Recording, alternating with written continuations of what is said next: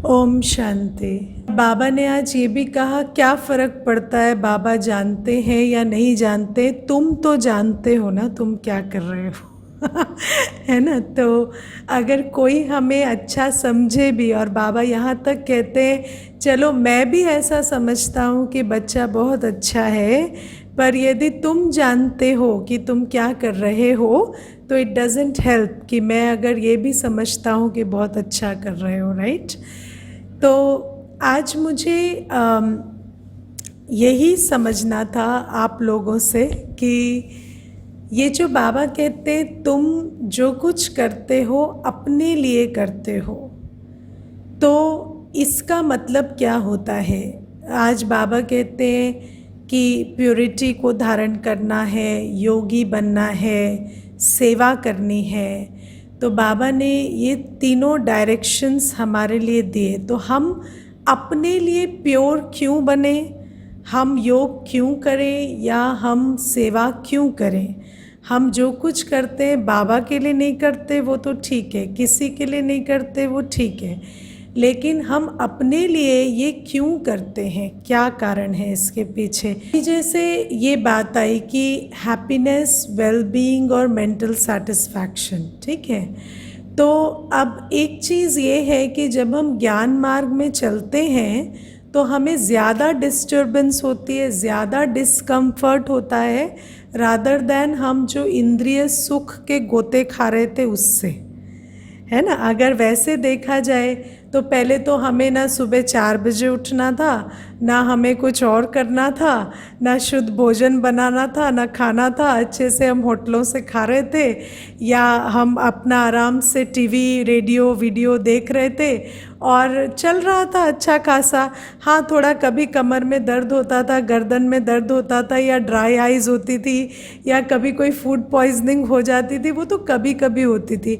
लेकिन आज ये जो दिन रात पॉइजनिंग हो रही है या दिन रात जो ये परेशानी होती है कि अब 10 बज गए या 11 बज गए या 12 बज गए, अब फिर सुबह 4 बजे उठना है, और फिर ये कि अच्छा अभी खाना बनाने का मन नहीं कर रहा, लेकिन बाहर से नहीं खा सकते, किसी के हाथ से नहीं खा सकते, तो खुद बनाना है, खुद खाना है। तो आई थिंक बेसिकली ज्ञान मार्ग इज़ अ मेहनत का मार्ग, है ना।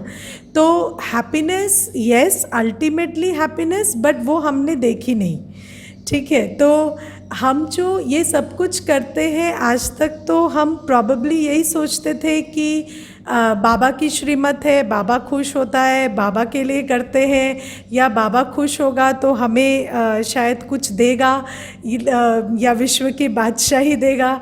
लेकिन बाबा आज बिल्कुल कहते हैं कि मेरे लिए कुछ मत कर रहे हो और कुछ नहीं करो मेरे लिए तुम जो कुछ करते हो अपने लिए करो।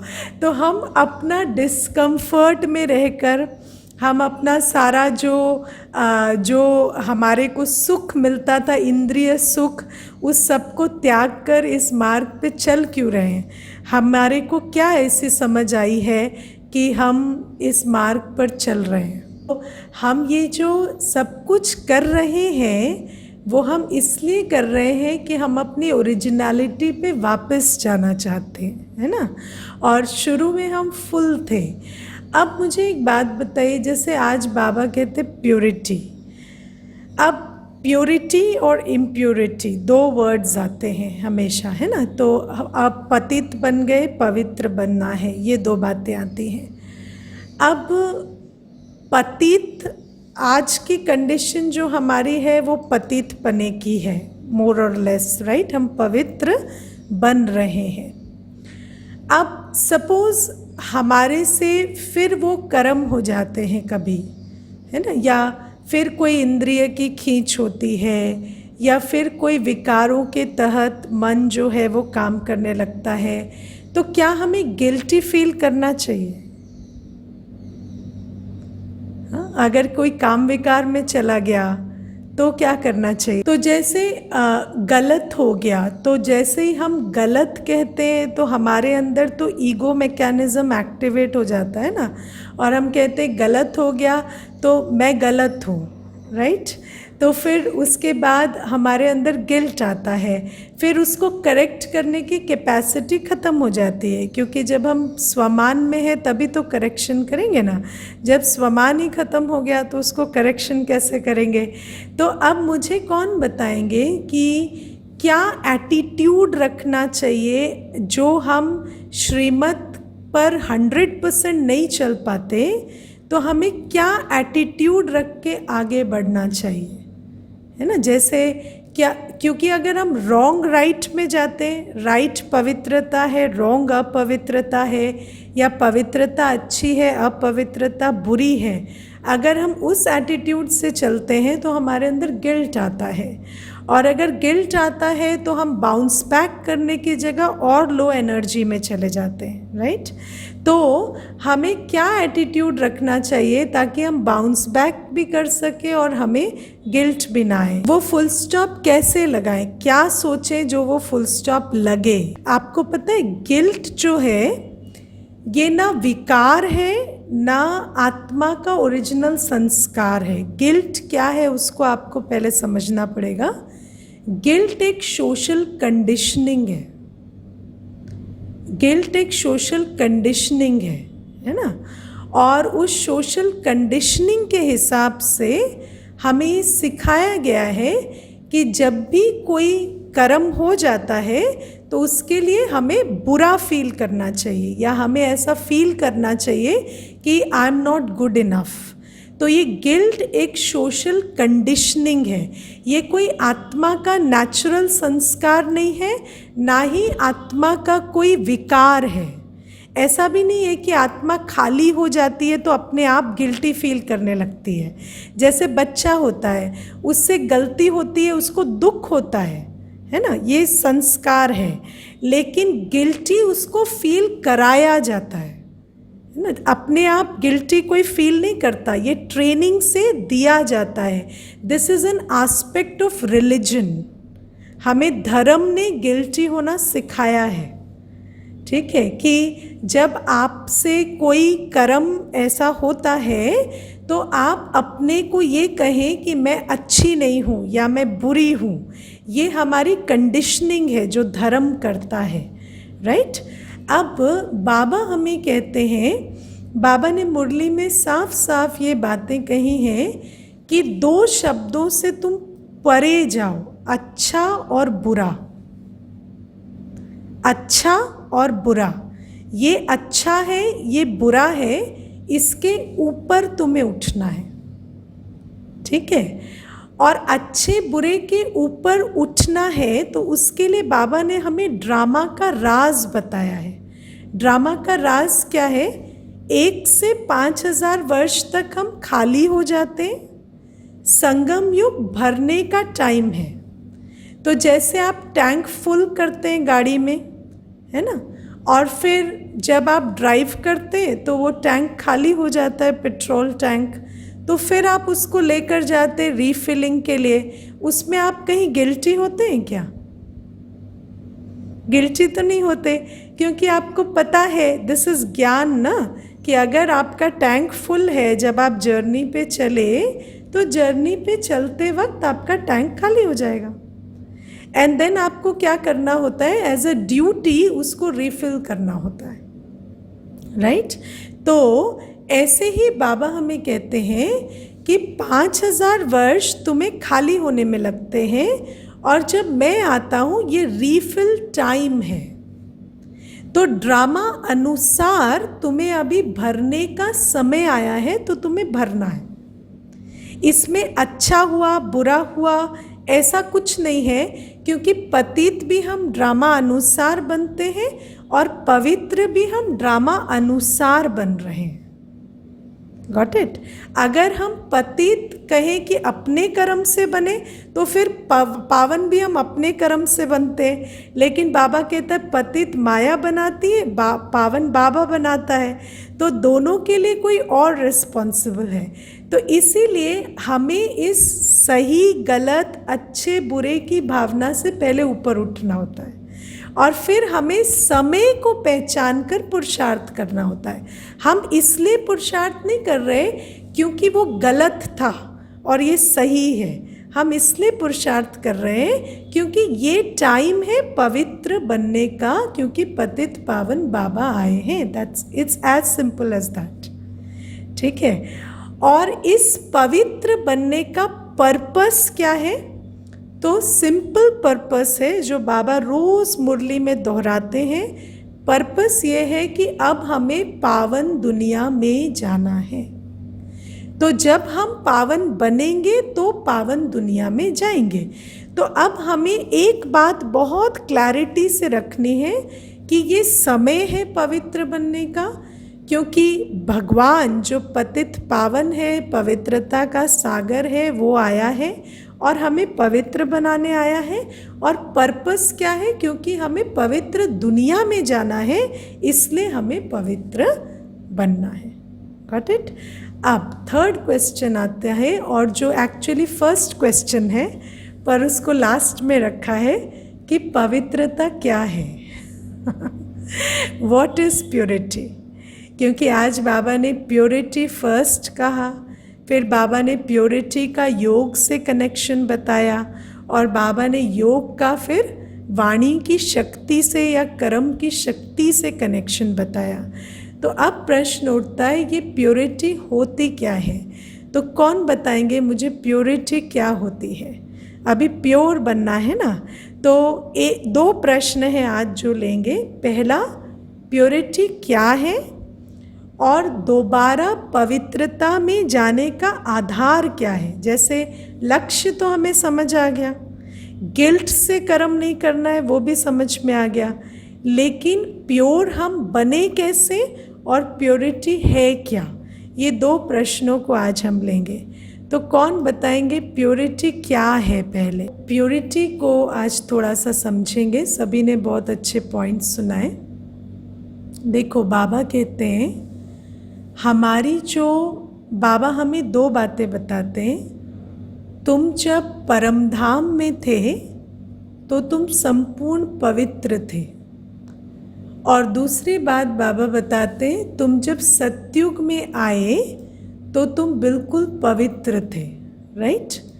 अब पवित्र का मतलब क्या होता है कि हम जो आत्मा है, क्योंकि हम सतयुग में भी आत्मिक स्थिति में थे और परमधाम में तो हमारे पास बॉडी नहीं थी। राइट? तो हम जो आत्मा है, आत्मा मेल या फीमेल नहीं है ना? आत्मा मेल या फीमेल नहीं है। तो आत्मा को कोई देह भान नहीं था।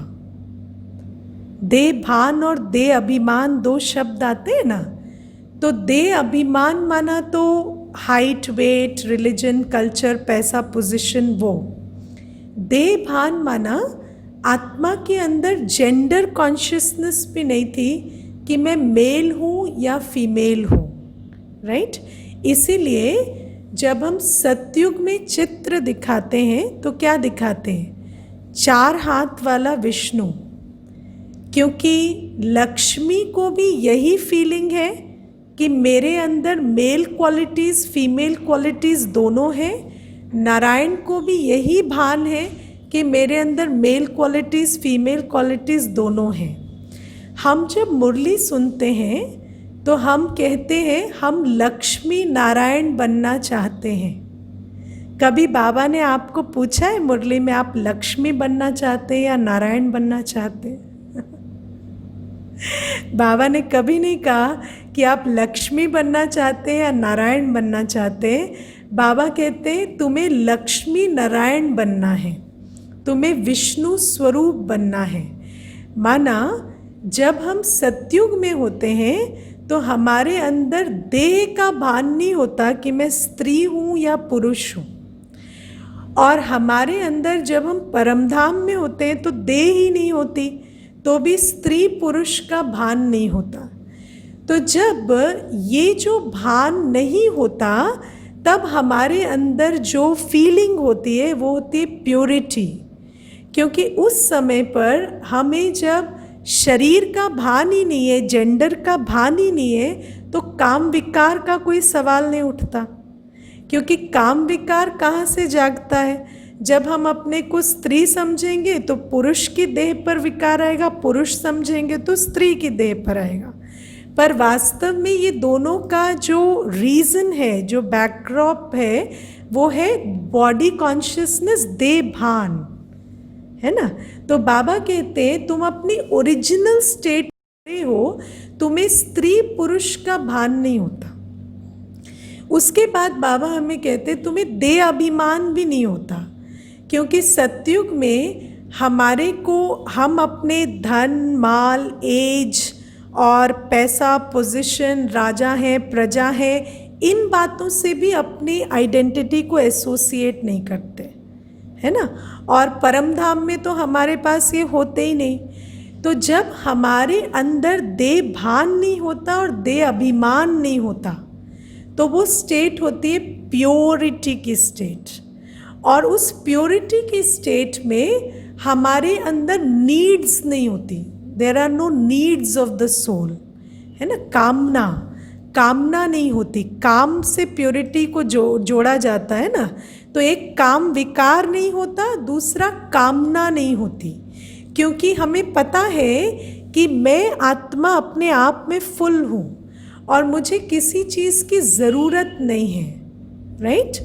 फिर जब हम धीरे धीरे खाली होने लगते हैं द्वापर से, तो हम वस्तु व्यक्ति वैभव से अपने अंदर की जो खालीपन है उसको भरने लगते हैं, राइट। तब डिपेंडेंस क्रिएट होता है। तो जब हम प्योरिटी की बात करते हैं तो purity means an independent state, जहाँ पर डिपेंडेंस नहीं है वस्तु पर, व्यक्ति पर और वैभव पर, ताकि वो हमें बेटर या फुलर फील कराएं। और दूसरा, हमारे अंदर काम विकार नहीं है, क्योंकि हम जेंडर कॉन्शियसनेस में नहीं है। तो ये दो बातें, एक हमारे अंदर काम नहीं है, दूसरी कामना नहीं है। और ये दोनों का जो आधार है, अब हम जब प्योर बनना चाह रहे हैं तो बाबा हमेशा हमें एक सिंपल सा फॉर्मूला देते हैं, स्मृति से समर्थि आएगी, है ना। तो जब हम याद करेंगे कि मैं ऐसे थी, मैं परमधाम में थी, तो मेरे पास शरीर नहीं था और न शरीर का भान था। जब मैं सतयुग में थी तो भी शरीर नहीं था, शरीर का भान नहीं था, शरीर था पर शरीर का भान नहीं था। और आत्मा फुल थी तो कोई डिज़ायर नहीं थी, कामना नहीं थी, डिपेंडेंस नहीं थी, नीड नहीं थी, राइट। अब आप एक छोटी सी बात देखिए, जब बाबा हमें कहते हैं कि तुम्हारे आदि स्वरूप में और अनादि स्वरूप में, अनादि स्वरूप मीन्स जब तुम परमधाम में थे, और जब आदि स्वरूप था सतयुग का, उसमें तुम्हारे अंदर काम नहीं था, लोभ नहीं था, मोह नहीं था, अहंकार नहीं था और कॉन्सिक्वेंटली क्रोध भी नहीं था, ठीक है। अच्छा, अब ये काम लोभ मोह अहंकार क्या है? काम मतलब शरीर से फुलफिलमेंट लेना, लोभ मतलब वस्तु से फुलफिलमेंट लेना, मोह मतलब व्यक्ति संबंध से फुलफिलमेंट लेना, और अहंकार मतलब एक्वायर्ड पोस्ट पोजीशन, पैसा, प्रॉपर्टी, है ना, ब्यूटी, इनसे फुलफिलमेंट लेना। तो सतयुग में और जब हम परमधाम में थे ये सारी अवस्थाएं नहीं थी, और जब फुलफिलमेंट का आधार बाहर नहीं था तो अप्राप्ति का अनुभव भी नहीं था, कोई चीज़ हमारे हिसाब से नहीं चली तो क्रोध भी नहीं था। Got it. तो वहाँ पर 5 विकार नहीं थे, परमधाम में भी नहीं थे, सतयुग में भी नहीं थे। अब हमें ये समझना बड़ा मुश्किल होता है कि वो कैसी अवस्था थी। चलो परमधाम में तो शरीर नहीं था, हम बीज रूप थे तो ठीक है, पर सतयुग में शरीर भी था पर काम भी नहीं था, क्रोध भी नहीं था, लोभ भी नहीं था, मोह भी नहीं था, अहंकार भी नहीं था। ये हमें समझना बड़ा मुश्किल होता है ना। अब मैं आपको एक छोटा सा एग्जाम्पल देती हूँ। आज से 7-8 साल पहले आप फ़ोन पे इतने डिपेंडेंट थे जितने आज हैं? नहीं है ना। आज आप इस चीज़ को देखते हैं कि फ़ोन रखा है, बजा भी नहीं है, तो भी आपका उसकी तरफ खींच कितनी होती है ना। आपको आपने अगर आधे घंटे फ़ोन चेक नहीं किया है तो ऑटोमेटिकली आपका संकल्प उस तरफ खींचता है। तो ये जो चीज़ है कि हम बैठे हैं, कोई दुखी भी नहीं है, परेशान भी नहीं है, पर हमें खींच होती है क्योंकि हमने उस पीस ऑफ मैटर के साथ कार्मिक अकाउंट बना लिया। जब आप किसी भी चीज़ के साथ एंगेज करते जाते हैं और उससे फुलफिलमेंट लेते जाते हैं तो वो आपको अपनी तरफ खींचने लगती है। तो हमने क्या किया, जब हम खाली हुए द्वापर से, तो हमने वस्तु, व्यक्ति, वैभव, पोजीशन, ब्यूटी, सोशल स्टेटस सबसे फुलफिलमेंट ली। तो इसीलिए अब हमारे को उसकी तरफ खींच होती है, और क्योंकि हमें उसकी तरफ खींच होती है, हमें उसे खोने का डर भी होता है। अट्रैक्शन और फियर दोनों की हम चपेट में आ गए। अब बाबा हमें कहते हैं तुम प्योर बनो। तो प्योर बने कैसे? तो पहले तो हम अपने को स्मृति दिलाएं कि एक्चुअली जब हम सतयुग में थे, इसीलिए बाबा हमें बार बार कहते हैं स्वदर्शन चक्र फिराओ, स्वदर्शन चक्र फिराओ। क्यों कहते हैं? क्योंकि याद करो कि तुम जब परमधाम में थे और तुम जब सतयुग में थे तो तुम्हारे अंदर ना कोई भान था, ना कोई नीड थी, राइट। और जब हम उसको याद दिलाते हैं बार बार, और फिर यहाँ पर हम बहुत कॉन्शियस, क्या कहेंगे उसको, बहुत कॉन्शियसली अपने आप को मर्यादा संपन्न कर कर उन चीज़ों से एंगेज नहीं करते। हम एक तरफ याद दिलाते हैं, स्मृति दिलाते हैं, दूसरी तरफ हम बाबा से शक्ति भरते हैं, तीसरा हम यहाँ पर सेल्फ रेस्ट्रेंट भी प्रैक्टिस करते हैं। ठीक है, क्योंकि बाबा से शक्ति भरना एक सब्जेक्ट, खुद को स्मृति दिलाना एक सब्जेक्ट, और यहाँ सेल्फ रेस्ट्रेंट रख के एंगेज ना करना वो और एक सब्जेक्ट। तो बाबा कहते हैं इसमें परहेज भी है, इसमें स्मृति भी जगानी है, और इसमें बाबा को याद भी करना है। और हर एक आत्मा को अपने आप एक कैलकुलेशन करनी पड़ती है बहुत सबकॉन्शियसली कि मुझे जो व्यक्ति, वस्तु, वैभव की जो खींच है उसको ऑफसेट करने के लिए मुझे कितना योग बल चाहिए, है ना। जैसे हम 2500 वर्ष से हमने संस्कार बनाया है, तो अब मुझे कितना स्मृति का बल चाहिए, कितना मुझे योग बल चाहिए, ताकि मैं उसकी खींच को अपस्टेज कर सकूं, उस खींच को मैं उसके ऊपर विन कर सकूं। तो अगर आप उतना योग कर रहे हैं, मान लीजिए आपकी जो संस्कारों के हिसाब से आपको बहुत खींच नहीं है, तो अगर आप दिन में 2 घंटे भी योग करेंगे तो हो सकता है कि आप उनसे ऊपर उठ जाएंगे। लेकिन अगर संस्कार बहुत मलिन है, बहुत पतित है, बहुत जड़जड़ी भूत है, तो हो सकता है 8 घंटे भी इनफ नहीं है। तो हर आत्मा को, क्योंकि आप जैसे वो जो हमेशा वो घिसा पिटा एग्जाम्पल देती हूँ ना कि वो लाइट्स जगानी पड़ेगी, डार्कनेस को तो खींच के नहीं निकाल सकते, तो हमें अपने स्वमान की लाइट जलानी पड़ेगी और हमें बाबा की शक्तियाँ और गुण अपने अंदर भरने पड़ेंगे। लेकिन वो सब कुछ उतना करना है जितना हमारे संस्कारों की खींच को ऑफसेट कर सके, मैटर की खींच को ऑफसेट कर सके। तो अगर हम उतना योग युक्त रहेंगे तो हमारा जो अतीन्द्रिय सुख है वो हमारे इंद्रिय सुख के वैक्यूम को ख़त्म करेगा, और तब हम दोबारा से भरपूरता में जाएंगे।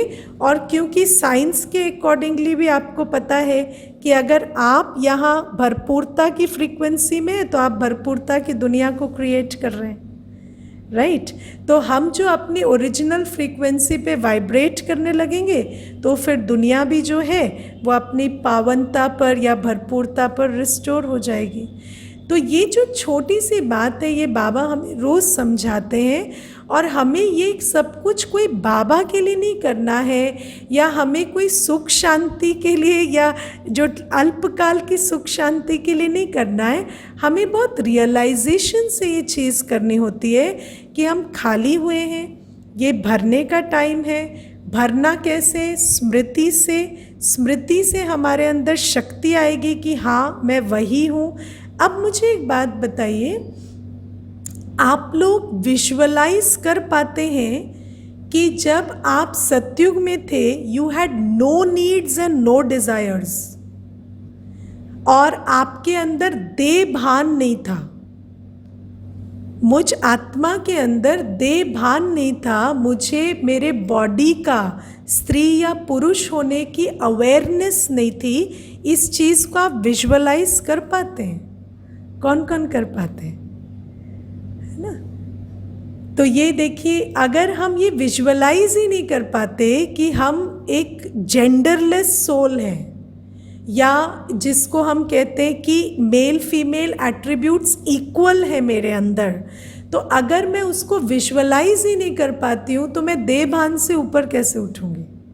तो इसीलिए सेशन कराया कि जब अब आप स्वदर्शन चक्र फिराते हैं तो आपको बहुत क्लैरिटी से समझना है कि परमधाम में मेरे पास बॉडी नहीं थी, तो आत्मा की चेतना कैसी थी, आत्मा के अंदर स्मृति कैसी थी। सतयुग में जब मैं 4 हाथ वाली सृष्टि में थी तो मेरे अंदर की अपने बारे में स्मृति कैसी थी कि मैं स्त्री नहीं हूँ, पुरुष नहीं हूँ, मैं एक कंप्लीट एंटिटी हूँ। तो जब आप उस तरह से अपने आप को देखने लगेंगे, है ना, जब आप अपने को फुलनेस में देखेंगे तो वो फुलनेस इमर्ज होगी, राइट? तो ये इमर्ज करने की बात है, ये कोई गलत सही या अच्छे बुरे की बात नहीं है।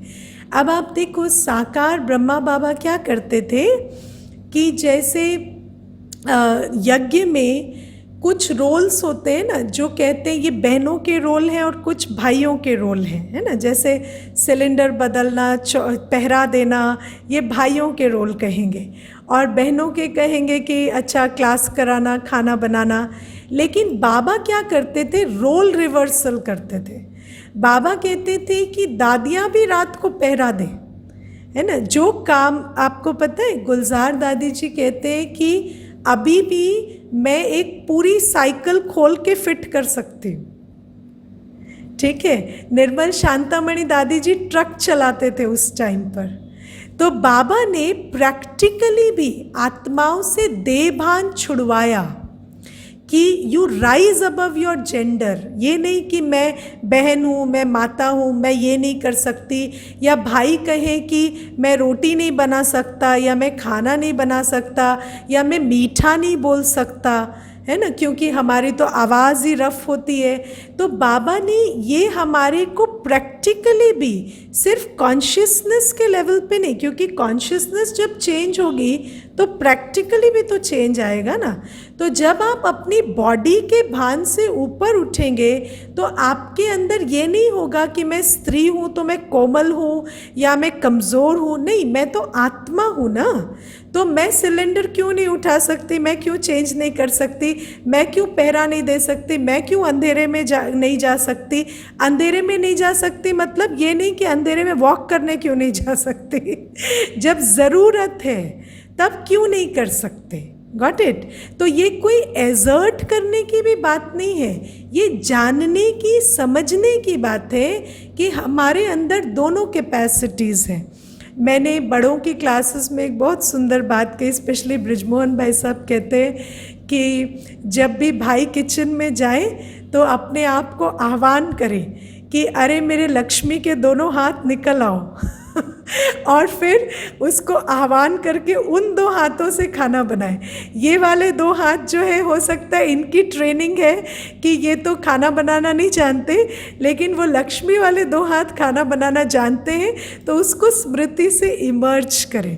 तो ये जो प्रैक्टिकली भी बाबा ने हम बच्चों को ये बातें सिखाई, और जब तक हम अपने को स्त्री पुरुष के भान से ऊपर नहीं उठाएंगे तब तक काम विकार से ऊपर कैसे उठेंगे?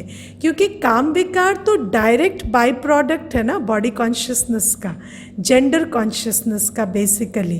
तो काम और कामना, ये दोनों से मुक्त मैं आत्मा हूँ, मैं फुल हूँ और मैं देह भान में नहीं हूँ, मैं एक आत्मा हूँ, मेरा कोई जेंडर नहीं है। इसको आप जितना जितना, आत्मा का कोई कल्चर नहीं होता, कोई जेंडर नहीं होता, आत्मा की कोई वीकनेस नहीं होती, आत्मा की कोई लैक ऑफ वैल्यू या ईगो बेस्ड थिंकिंग नहीं होती। तो आत्मा का जो चिंतन है वो कैसा होगा? आप जब योग में बैठते हैं तो अपने आप से पूछिए कि मैं आत्मा देह भान में हूँ तो कैसा सोचती हूँ, और जब मैं आत्मा देह भान से परे हूँ तो मेरा चिंतन कैसा होगा, है ना? मैं अपने आप को कैसे देखूंगी, मैं अपने बारे में क्या सोचूंगी। तो जब हम वो चिंतन करना शुरू करते हैं तो हम काम और कामना से ऊपर उठते हैं, and that is basically purity. और जब वो प्योरिटी आती है और आत्मा को पक्का हो जाता है कि मैं आत्मा हूँ, तो उसको एक ही व्यक्ति याद आएगा, वो कौन है? बाबा। क्योंकि बाबा ही सब कुछ है आत्मा का। तो ये तो देह भान में इतने संबंध याद आएंगे, इतने पदार्थ याद आएंगे, लेकिन जब आत्मा अभिमानी है तो एक बाबा ही याद आएगा। और जब मैं मास्टर सर्वशक्तिवान और मेरा बुद्धि योग सर्वशक्तिवान के साथ, तो मेरी वाणी में कितना जौहर होगा। ठीक है ना? तो आप लोग इस तरह से अब योग में जब आप बैठते हैं तो योग कोई क्रिएटिव विजुअलाइजेशन नहीं है। हाँ, योग कोई क्रिएटिव विजुअलाइजेशन नहीं है कि सतयुग में पुष्पक विमान उड़ रहे हैं और फूलों की खुशबू आ रही है और पानी की सुगंध आ रही है। वो सब नहीं करना होता है योग में। योग में क्या करना होता है? अपना कॉन्शियसनेस शिफ्ट करना होता है कि मैं जब 4 हाथ वाली लक्ष्मी नारायण का कंबाइंड स्वरूप हूँ, तब मेरा चिंतन कैसा होगा, तब मेरी स्मृति कैसी होगी, तब मेरी समर्थि कैसी होगी, तब मेरी भासना कैसी होगी, तब मेरी वृत्ति कैसी होगी, बोल कर्म कैसे होंगे। तो वो जब हम अपने को याद दिलाते हैं तो उस याद दिलाने से अभी हमारे अंदर परिवर्तन आता है। All right. बाबा मुरली में कहते हैं जब सतयुग त्रेता युग होता है तो दुख की अविद्या होती है, विकारों की अविद्या होती है। तो एक भी आत्मा पतित नहीं होती, एक भी आत्मा के अंदर विकार नहीं होता। तो जो सतयुगी कॉन्शियसनेस है is the diametric opposite of what we have right now. ठीक है? तो कंटिन्यूम है, लेकिन जब हम शुरू करते हैं तो जैसे आप देखो सुबह जो है, अब सुबह तो डार्कनेस बिल्कुल नहीं होती ना, और शाम को लाइट बिल्कुल नहीं होती। तो ऐसे ही the gradual fading of the day into night happens. It is not like it is an abrupt thing. तो वो जो fading of the day into night है वो ग्रेजुअल होता है, लेकिन ऐसा नहीं होता कि जब दिन होता है तो वहाँ भी अंधेरा होता है, नहीं। तो बाबा कहते हैं कि सतयुग में purity, peace, love, happiness full होता है, और कलयुग में उसकी रत्ती भी नहीं होती। लेकिन जब ये फेड होता है तो ऐसा नहीं लगता कि कल ये नहीं था और आज है, ऐसा नहीं होता। It gradually fades, right. तो सभी आत्माएं पतित बनती हैं। ओके, ठीक है।